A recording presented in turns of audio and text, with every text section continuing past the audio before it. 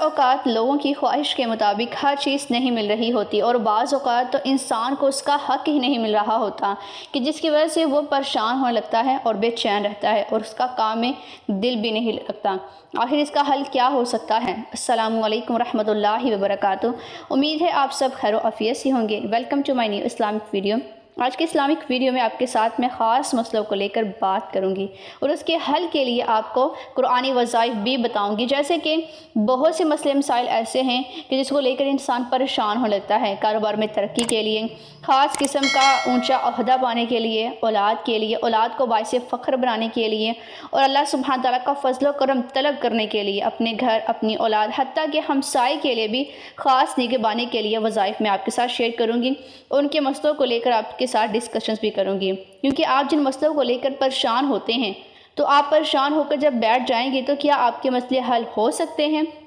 ہرگز نہیں۔ آپ جب مایوسی دکھائیں گے تو اس سے اللہ پاک ناراض اور شیطان خوش ہوگا، اور ہمارا مقصد تو اللہ سبحانہ تعالیٰ کو راضی کرنا ہے، شیطان کی چالوں کو کامیاب کرنا نہیں۔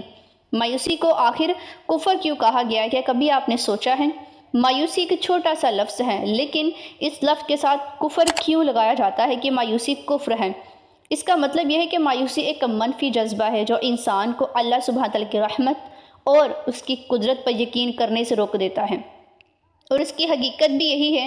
کہ مایوسی انسان کے ایمان کو کمزور کرتی جاتی ہے اور اس سے منفی سوچ کی طرف لے جاتی ہے،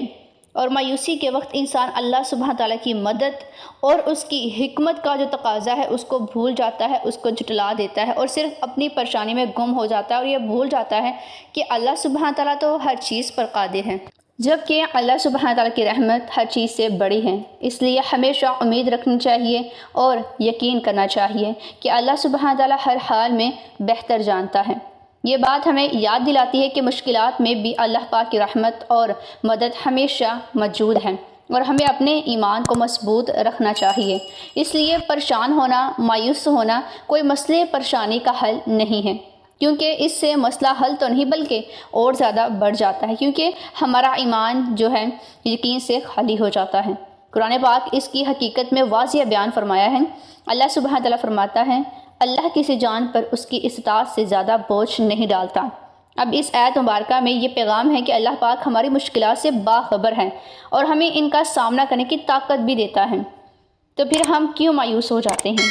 اس طرح قرآن پاک کی ایک اور جگہ ارشاد فرمایا ہے، اے میرے بندو، جو لوگ ایمان لائے ہوں اپنی رب کی رحمت سے نا امید نہ ہوں۔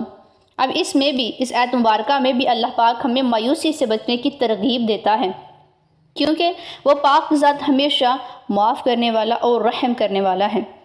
اب اس میں بھی مایوسی سے بچنے کے بارے میں ترغیب دی گئی ہے۔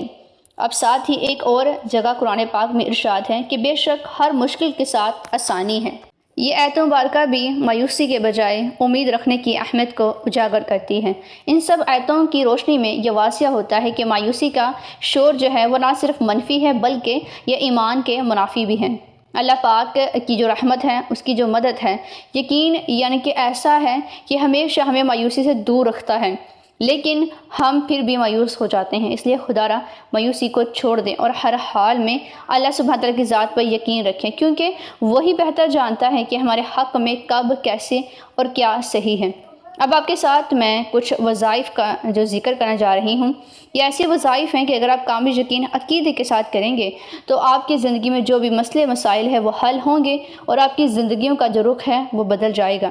جو شخص یہ چاہتا ہے کہ ترقی ہو جائے، کوئی خاص اونچا عہدہ مل جائے، اگر آپ کو یہ لگتا ہے کہ آپ کا حق آپ کو نہیں ملتا، آپ کو ترقی نہیں ہو رہی اور کسی اور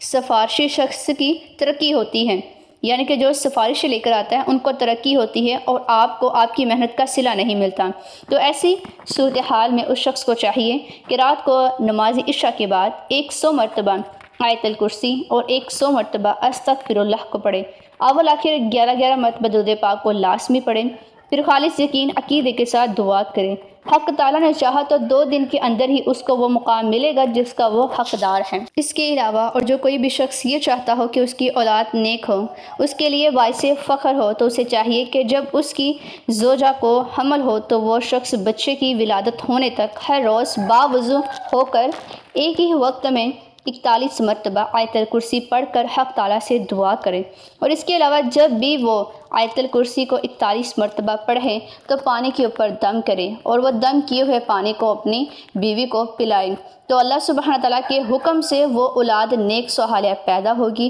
اور اللہ سبحانہ تعالیٰ کا اس پر اپنا خصوصی فضل و کرم بھی ہوگا۔ ہم میں سے اکثر لوگ پیسہ کمانے کے دور میں مصروف ہیں۔ اس دور میں جیتنے کے لیے ہم ہر جائز و ناجائز کام کر رہے ہیں۔ ہم جھوٹ بولتے ہیں، بیواؤں کے سر سے چھت کو چھین لیتے ہیں، یتیموں کا حق کھاتے ہیں، دن رات کرپشن کرتے ہیں، اور جب ہم سے پوچھا جائے کہ پیسہ جو ہے وہ کس کے لیے کمایا گیا تو ہم فخر سے بتاتے ہیں اپنی اولاد کے لیے، جو کہ حرام کی کمائی کہلاتی ہے۔ اگر آپ اپنی اولاد کو نیک صالحہ بنانا چاہتے ہیں، اپنے لیے باعث فخر بنانا چاہتے ہیں، تو آپ کی جو کمائی ہے اس کا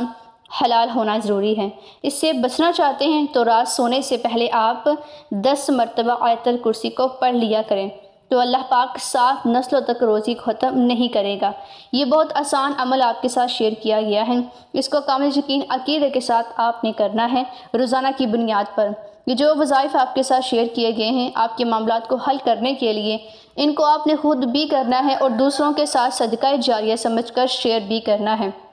کیونکہ یہ آیت الکرسی کی فضیلتیں اور برکتیں انتہا کی ہیں۔ جب نبی پاک صلی اللہ علیہ وآلہ وسلم سے پوچھا گیا تو آپ صلی اللہ علیہ وآلہ وسلم نے فرمایا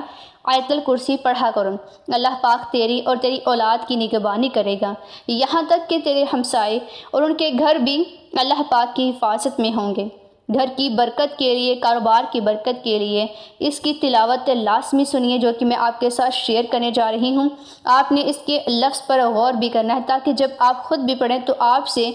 اس کی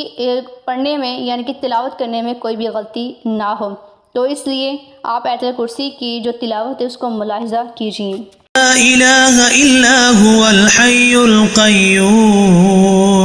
لا تأخذه سنة ولا نوم له ما في السماوات وما في الأرض من